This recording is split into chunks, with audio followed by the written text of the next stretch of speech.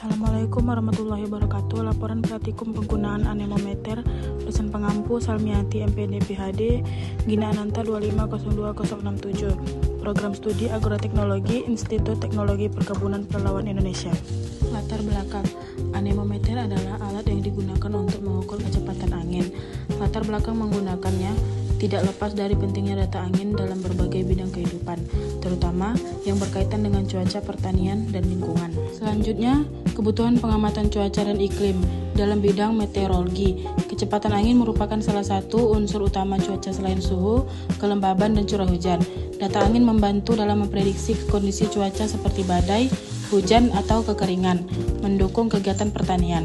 Dalam agronomi, angin mempengaruhi terhadap proses penguapan atau evaporasi, penyerbukan tanaman, serta penyebaran hama dan penyakit. Dengan anemometer, petani dapat mengetahui kondisi angin untuk menentukan waktu tanam, penyemprotan pestisida, dan pengelolaan lahan. Keselamatan dan perencanaan kegiatan manusia. Kecepatan angin penting untuk keselamatan dalam transportasi atau penerbangan pelayaran, konstruksi bangunan, serta aktivitas luar ruangan. Angin kencang dapat membahayakan jika tidak terdeteksi dengan baik. Tujuan: untuk mengetahui cara penggunaan anemometer serta mengukur kecepatan angin di lingkungan pengamatan. Untuk alat yang digunakan dan bahan adalah anemometer, alat tulis, dan handphone. Untuk cara kerjanya, yang pertama, menyiapkan alat anemometer dan memastikan alat dalam kondisi baik. Yang kedua, menentukan kondisi pengukuran di tempat terbuka agar dapat terukur dengan maksimal.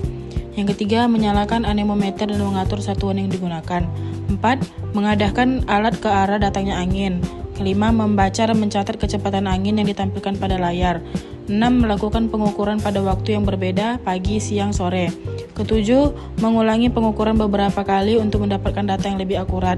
8. Menganalisis data yang diperoleh.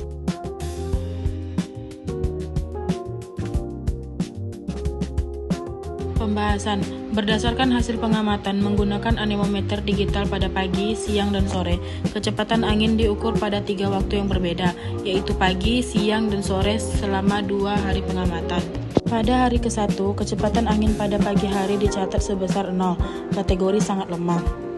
Hal ini menunjukkan bahwa pada pagi hari kondisi atmosfer relatif stabil dengan pergerakan udara yang sangat kecil.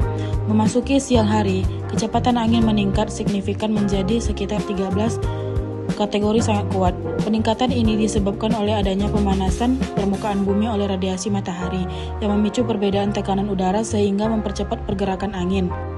Pada sore hari, kecepatan angin kembali menurun menjadi 0, yaitu sangat lemah, menandakan berkurangnya intensitas pemanasan dan mulai stabilnya kondisi atmosfer.